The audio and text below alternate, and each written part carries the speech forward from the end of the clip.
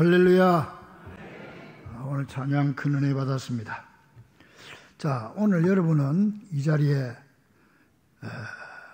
예배 보러 오셨습니까? 예배 드리러 왔습니까? 예배 드리러 왔습니다. 예배 자리에 그냥 참석하기 위해서 온 거 아닙니다. 제가 지난주에 말씀드렸습니다만은 우리의 이 예배를 하나의 공연으로 보면 연극이다 생각하면은 배우가 있고 감독이 있고 관중이 있지요. 그러면은 여러분은 뭡니까? 그렇지. 여러분은 배우입니다. 성도들이 배우고 잘 알아야 돼요. 감독은 목사가 감독이고 유일한 관중은 하나님의 관중이에요. 알겠죠? 근데 많은 사람들이 자기들이 관중인 줄 알아. 그리고 하나님을 배우로 삼고 목사가 배우를 만들려고 그래. 목사를. 아닙니다. 이 예배는 전적으로 유일하신 관객이신 하나님을 기쁘게 해드리고 하나님 앞에 드리는 공연입니다.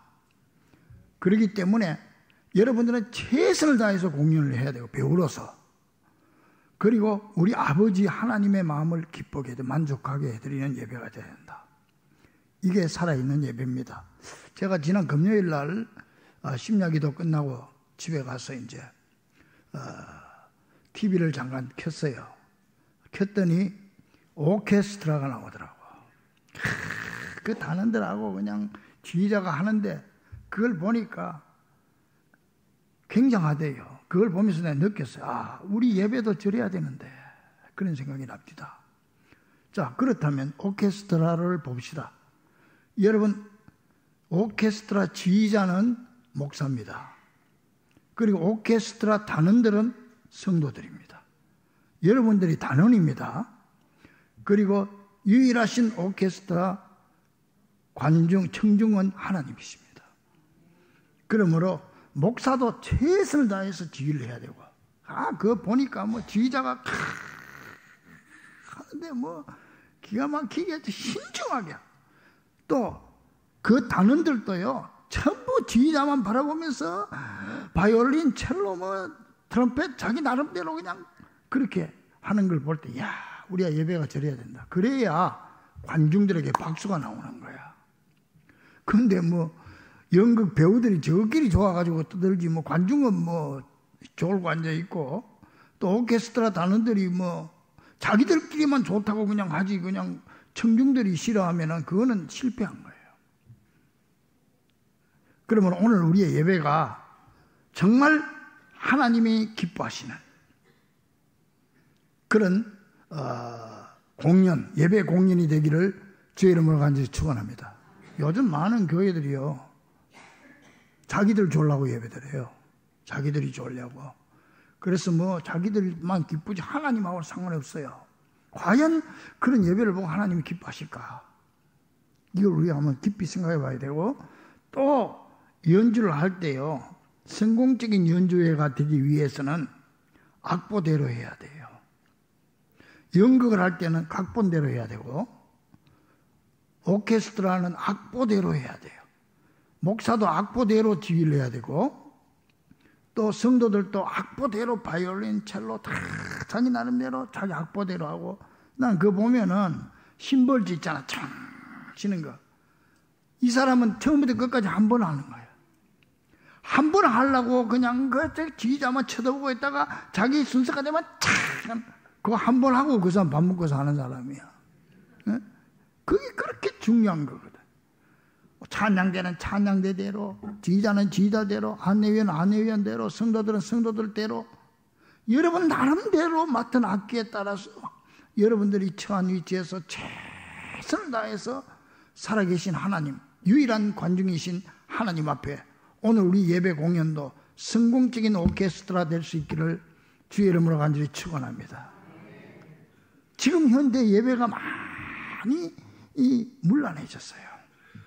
그래서 하나님을 안중에도 없고 자기들끼리 그냥 좋아하고, 또 여러분도요, 여러분이 예배를 통해서 마음과 기쁨과 만족을 얻기를 원합니다. 그건 좋습니다. 좋은데 그 기쁨이 어디서 오는 기쁨이라 해야 되느냐? 관중이 기뻐하고 만족할 때 배우들이 땀을 칙칙 흘리면서 또 기뻐하는 거야. 그리고 그 오케스트라 단원들이 땀을 흘리면서 긴장해서 그 연주를 할 때 관중들이 손뼉을 치고 만족할 때 그때 나오는 기쁨. 이게 바로 여러분들이 받아야 되는 그런 기쁨입니다. 이런 기쁨이 오늘 충만하기를 간절히 축원합니다. 하나님은 이렇게 예배하는 자들을 찾으시느니라. 이 예배가 어떤 예배냐? 지난주에 말씀드렸죠. 영과 진리로 드리는 예배다. 영과 진리로 드리는, 그 영으로 드리는 예배가 무슨 예배냐? 내 몸을 산 제물로 드리는 예배다. 내 몸을 지금 하나님 앞에 산 제물로 드린 거야. 제물로 드리는. 그런데 앉아가지고 핸드폰 찍고 있을 수 있겠어요? 앉아서 졸고 있으면 되겠어요? 그건 예배가 실패입니다. 그 사람은. 내 몸을 산 제물로 드리고 여기에서 받은 말씀으로 교회 안에서 예배만 끝나지 말고 교회 바깥에서도 예배자로 살아가야 됩니다. 이게 바로 영으로 드리는 예배. 그리고 진리로 드린 예배는 뭐냐? 진리는 두 가지라고 그랬죠. 하나님의 말씀이 진리다. 말씀대로 예배를 드려야 된다. 다시 말하면 각본대로 악보대로 해야 된다 이 말이에요. 그래야 그 연주회가 그 공연이 성공이 될 수가 있는 거죠. 그러니까 여러분들 오늘 우리의 예배도 하나님의 말씀대로 드리는 예배가 되길 바랍니다. 그리고 또 하나 진리는 뭐냐? 예수님이 진리. 내가 그 길이요 진리요 생명이다. 예수님이 진리죠. 예수님 안에서 드린 예배가 돼요.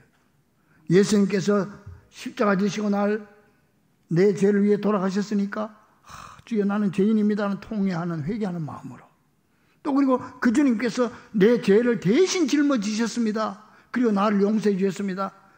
죄사함 받은 감격으로 그리고 그 주님만이 나를 구원해 줄 수 있습니다. 구원의 믿음으로 이런 마음으로 드리는 게 진리로 드리는 예배입니다. 주님은 이런 예배를 기뻐 받으시고 이런 예배가 성공적인 예배가 될 줄로 믿습니다.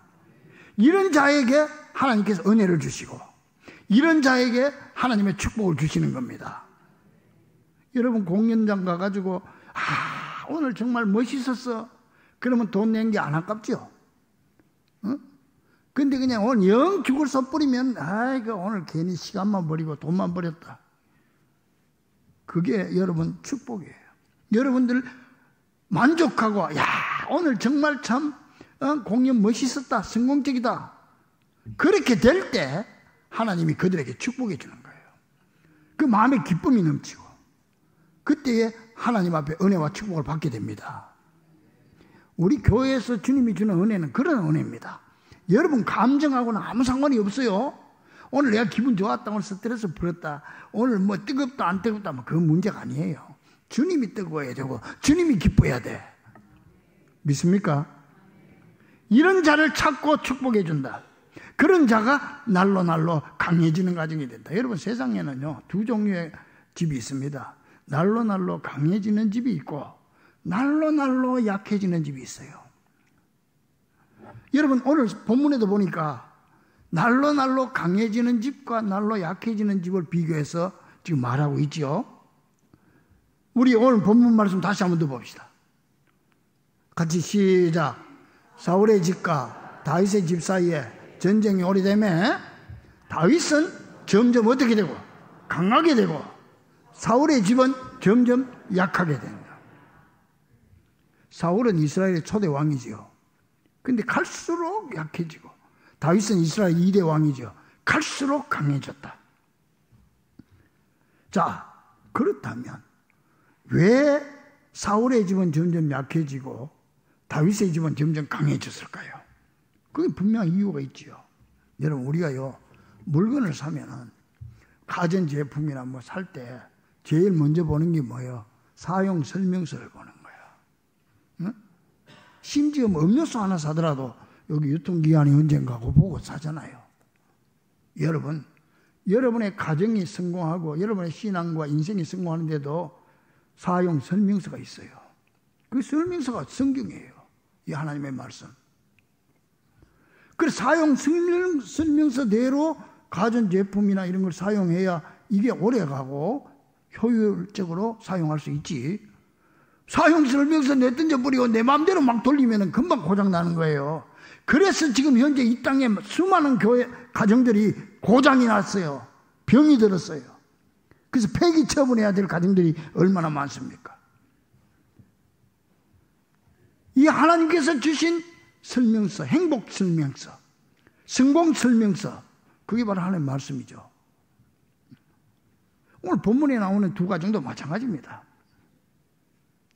구체적으로 보니까 다윗은요, 하나님의 말씀에 순종하는 가정이었다. 사용 설명서대로 산 사람이고, 사울은 불순종한 사람이었다. 지 마음대로 돌렸다는 거예요. 먼저 사울을 보면은요, 크게 두 가지입니다. 먼저는 사울이 이제 왕이 된 다음에 2년째 되던 해에 블레셋하고 전쟁이 일어났습니다. 그런데 그때 이 사용 설명서 하나님의 말씀에는 전쟁이 일어나면 가장 먼저 하나님 앞에 제사를 드리고 전쟁을 해야 돼요.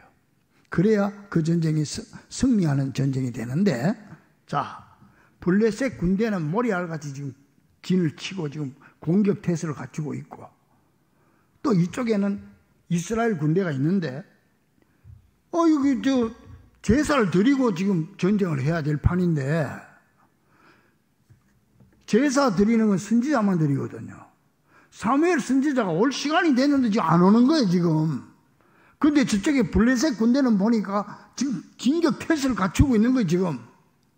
그러니까 막 이 군인들이 떨어가지고, 막 흩어지는 거야. 막 도망가는 군인들. 그때가 지금하고 군기가 좀 그렇게 세지 않았던가 봐. 그냥 막 도망가는 사람도 생겨나니까 이 사울 왕이 급한 마음에, 야, 안 되겠다. 지금 선지자님 아직 안 오니까 가져와라. 내가 드리자. 그래가지고 선지자 사무엘 선지자가 드려야 될 제사를 다윗 왕이, 이 사울 왕이 왕권을 가지고 자기가 제사를 드린 거야, 그냥. 지금 잘못했지요? 딱 제사가 끝나고 나니까 사무엘 선지자가 도착한 거야. 왕이 지금 무슨 짓을 했습니까? 그러니까, 야, 내가 이렇게 이래가지고 급한 김에 제가 부득이해서 제가 이렇게 했습니다. 그렇게 얘기를 합니다. 여러분, 이 일로 인해서 사울이 하나님 앞에 버림을 받습니다. 그러므로 여러분, 아무리 급해도, 아무리 부득이해도 하나님의 말씀대로, 하나님이 정해준 법대로 신앙생활하는 여러분 되기를 주의 이름으로 간절히 축원합니다. 그게 우리 눈에는 성공의 일 같아도 실패의 길입니다. 따라합니다. 부득이하여 사울이 한 말입니다. 부득이해서 제사를 드렸습니다. 이게 하나님한테는 안 통해. 우리 인간적으로 좀 이해가 갈 것 같아요. 근데 하나님 앞에는 그게 안 통하는 거예요. 아무리 부득이해도 하나님의 말씀대로 해야 주님이 도와주시고 성공할 수 있도록 인도해 주시는 줄로 믿습니다. 또 나중에 또 그런 비슷한 일이 있었어요. 또 얼마 후에 아말렉하고 전쟁이 붙었는데요. 그때는 고대 사회는 전쟁 역사 아닙니까? 그 아말렉하고 전쟁이 있는데 또 하나님이 전쟁 지침서를 주는 거야. 사무엘 선지자를 통해서 철저히 진멸시키고 어린애부터 어른까지 전부 다 죽여라. 그리고 모든 짐승도 다 죽여라. 하나님 오다를 내렸습니다. 근데 사울이 가서 하나님의 도움으로 전쟁을 이기게 됩니다. 그러면 그대로 해야 되는데 그는 아말렉의 왕 아각은 안 죽이고 살려서 포로로 끌고 옵니다. 왜 끌고 왔냐? 그 당시는요, 한 나라가 전쟁을 해서 이기면은 그 나라 왕을 사로잡아가지고 와서 계선식 할 때, 성으로 들어갈 때 왕을 포로로 끌고 가는 거야. 그럼 아주 자기가 그냥 대단하겠죠. 박수 치고 막 사람들이 막 환호를 지르겠죠. 그것 때문에 그렇게 할 욕심으로 아각을 살려놓은 거고 또 많은 짐승을 다 죽였지만은 그 중에서 특별히 살이 찌고 포동포동하고 기름이 잘잘 흐르는 소와 양은 안 죽이고 데리고 가져온 거야. 우리 소에 가다 놓은 거야. 그 사무엘 선지자가 왔더니 그 하나님 말씀대로 했습니까? 그랬더니 예, 내가 그대로 했습니다. 근데 그 순간에 저쪽에 우리에 있는 소하고 양이 소리가 나네. 그러니까는 저건 무슨 소리요? 그랬더니 변명하고 핑계합니다. 예, 저거는요 내가 너무 좋은 짐승들이어서 하나님 앞에 제사 드리려고 남겨뒀습니다. 여러분, 변명하고 핑계합니다. 하나님 명령보다 자기 과시가 우선이었고 하나님의 말씀보다 자기 욕심이 앞섰죠. 이때 또 한 번 사울은 버림받게 됩니다. 그게 유명한 말씀이죠. 사무엘상 15장 22절에서 23절 같이 한번 읽어보겠습니다. 시작. 사무엘이 이르되 여호와께서 번제와 다른 제사를 그의 목소리 청종하는 것을 자, 여기서 유명한 말이 나오죠. 뭐야? 순종이 뭐보다? 제사보다 낫고 듣는 것이 수양의 기름보다 나으니. 여러분, 이 사울이 버림받은 것을 크게 두 가지로 볼 수 있죠. 첫째는 제사장이 드려야 될 제사를 부득이하다는 이유로 자기가 함부로 드렸습니다. 아무리 부득이해도 하나님 말씀대로 해야 우리는 성공할 수 있습니다. 그리고 둘째로 뭡니까? 하나님 말씀보다 자기 과시가 앞섰고 자기 욕심이 앞섰죠. 자, 그러면 날로 강하여진 다윗의 집은 어떤냐? 다윗은 한마디로 다윗은 하나님을 절대 신뢰하고 하나님의 말씀에 절대 순종한 사람입니다. 다윗은 일개 목동 시절이나 후에 왕이 된 다음에도 변함없이 하나님의 은혜를 잊지 않고 늘 겸손하게 하나님의 말씀에 순종했던 사람이에요. 뭐 다윗도 사람이니까 우리가 알다시피 다윗이 성문이지만은 큰 죄를 지었잖아요. 그 우리아의 아내 바세바를 범하고 바세바가 임신하니까 그걸 감추려고 우리아를 전쟁터 최전선에 내보내가 고의적으로 죽였잖아요. 그 하나님이 이 사실을 나단 선지자에게 알려주고 나단 선지자가 왕에게 와서 그 사실을 지적합니다. 여러분 보세요. 만약에 그렇게 지적을 당하면 어떻게 됐겠어요? 응? 다른 왕들 같으면요, 그 지적에 대해서 분발하고 오히려 더 반발할 수 있어요. 그런데 그는 책망했을 때 한마디 변명하거나 회피하지 않고 그 자리에 엎드려서 철저하게 회개했던 사람이에요. 이게 바로 사울하고 다윗의 다른 점입니다. 자, 그 다음 또 다윗과 사울의 다른 점은요, 다윗은 열린 마음이었고 사울은 닫힌 마음이었어요. 이제 다윗이 블레셋의 그 골리앗이면 키가 뭐 한 근 3m 되는 뭐 괴물입니다. 날마다 고래고래 괴물 고함을 지르고 말이야. 하나님을 욕하니까 다른 장군들은 전부 숨어가 벌벌 떨고 있었는데 어린 다윗이 딱 나와가지고 물맷돌로 죽이잖아요. 그랬더니 뭐 블레셋 군대가 뭐 자기 대장이 쓰러지니까 다 도망가 버리고 이스라엘 군대가 따라가서 다 죽였죠. 그래가지고 들어오니까 백성들이 얼마나 좋았겠어. 야, 소리를 지르는데 사울이 죽인 자는 천천히요 다윗이 죽인 자는 만만이로다. 다윗은 천천히요 다윗은 만만이로다. 사울은 천천히요 다윗은 만만이로다. 그 사실 생각해 보면 사울도 진짜 다윗한테 고맙게 생각해야 됩니다. 왜냐하면은 그 만약에 전쟁에 져버리면은 100% 질 전쟁인데 전쟁에 지면 사울 왕도 왕부터 끌려가가지고 죽는 거예요. 그런데 다윗이 그렇게 했으면 다윗 안아주고 감사해야 될 텐데 다윗은 천천히고 사울은 다윗은 만만이고 여하튼 그렇으니까 그 알아들으면 되는 거예요, 여러분들이. 그것 때문에 마음이 획 돌아가지고 삐져가지고 마음이 상했어요.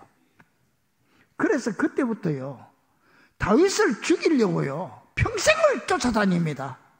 이 왕이 국정은 뒤로 해놓고 자기 군대들 3,000명 데리고 다윗 하나 잡으려고 쫓아다니는 거예요. 참, 이게 왕이 할 일입니까 이게? 이게 무슨 말? 다친 마음입니다. 다친 마음. 이렇게 꽉 다친 마음을 가진 사울은 어떻게 됐어요? 결국 하나님께 버림받고 전쟁에서 죽게 되고, 그 아들 요나단도 죽고, 사울의 가문이 완전히 그걸로 끝나는 거예요. 반면에 다윗의 마음은 어땠습니까? 활짝 열린 마음입니다.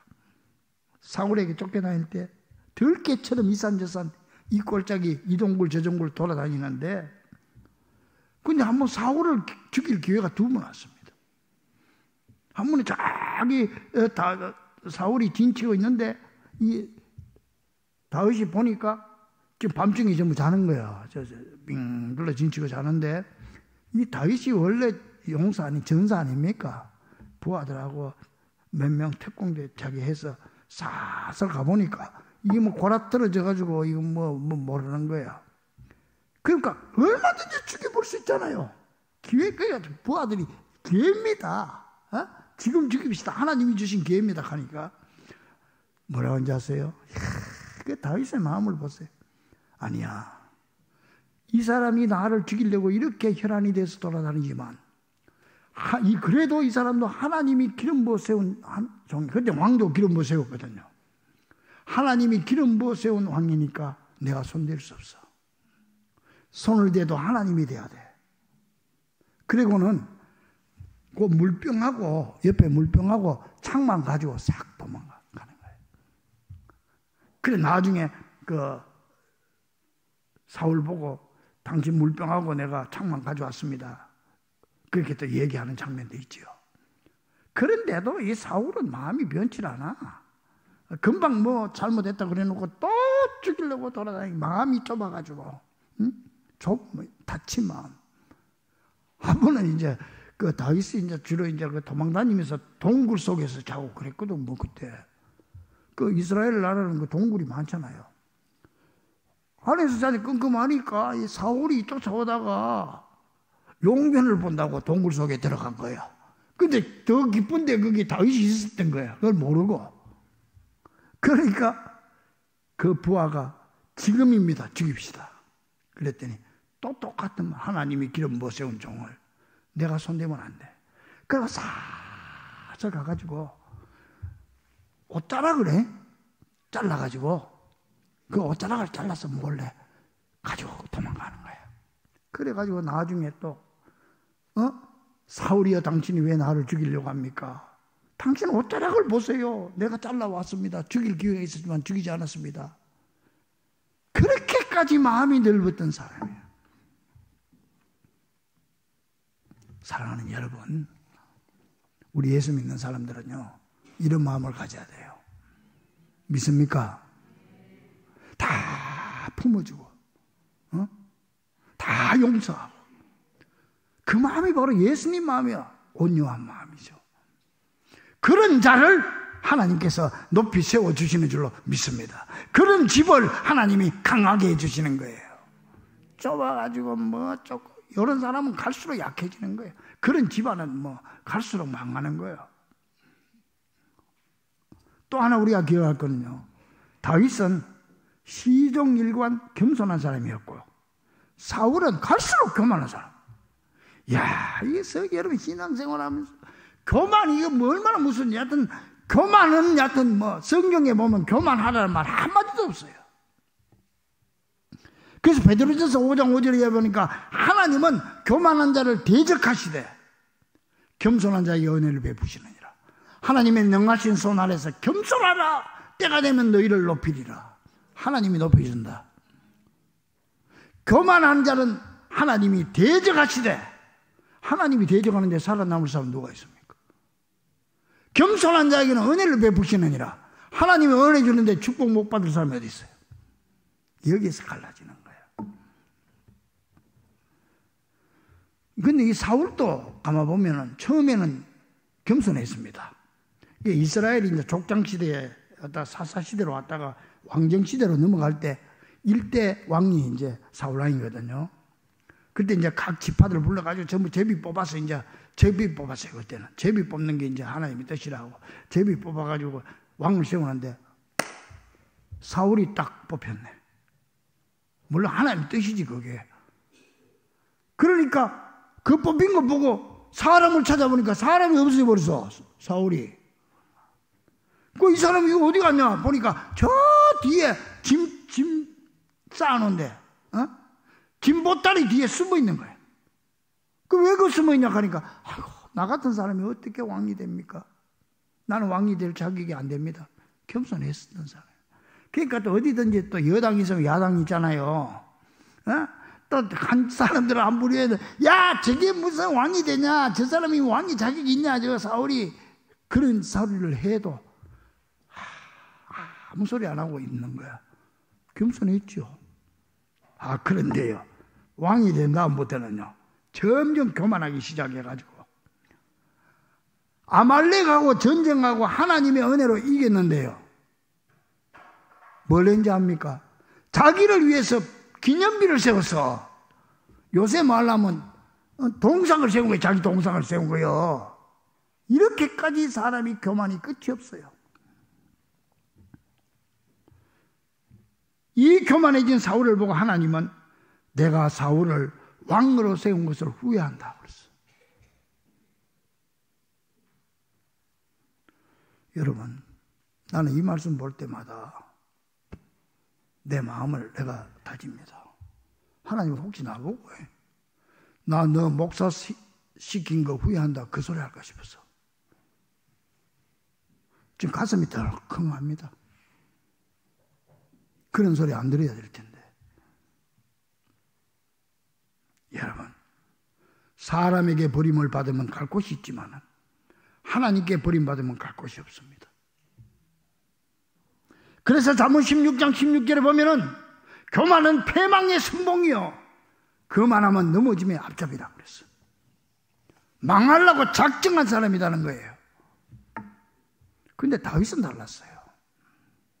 다윗은 희동일관 하나님 앞에 겸손한 사람이었어. 다윗이 그 우리아의 바세바를 범했을 때 나단 선지자가 와서 지적했잖아요. 그때 왕권으로 가지고는요. 그때 왕들은 아무나 여자들 마음에 들면 다 데리고 살 수 있는 거요. 세상 법으로 말하면.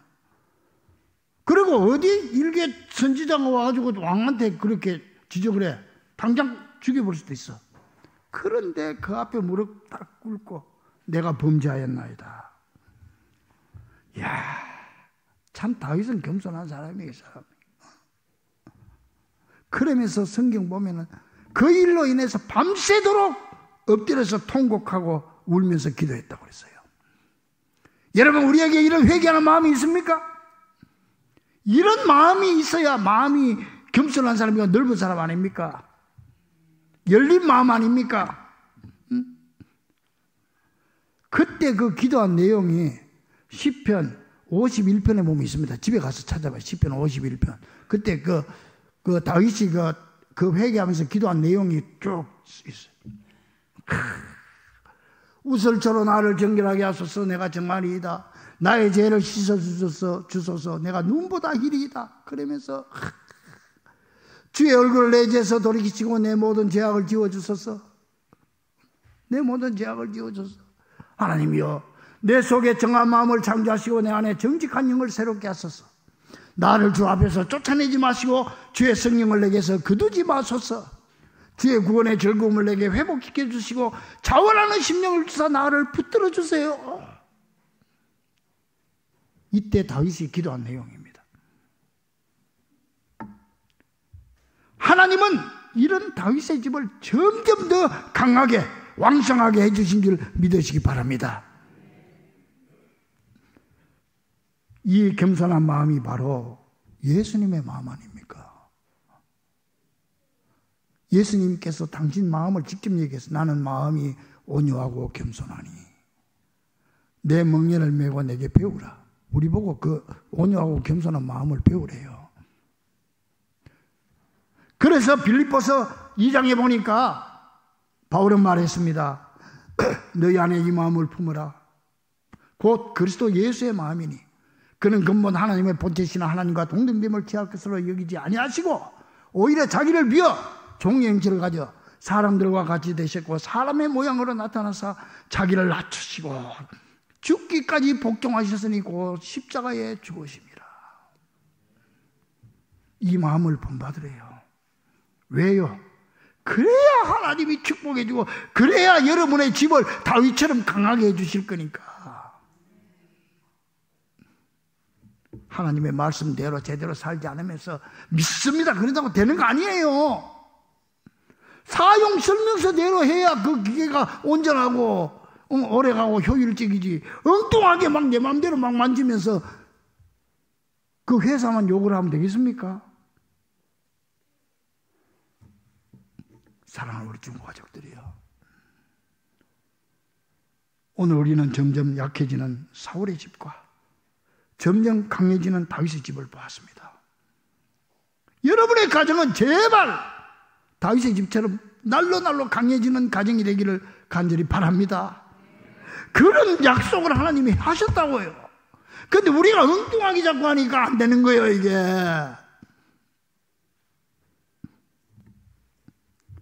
이제 우리네 가정도 하나님이 주신 이 행복한 가정의 지침서대로, 이 하나님의 말씀 지침서대로 살아서 점점 더 왕성해지고 번창하고 날로 강해지는 귀한 가정들이 될 수 있기를 우리 가정의 주인 되시는 우리 주 예수 그리스도 이름으로 간절히 축원합니다.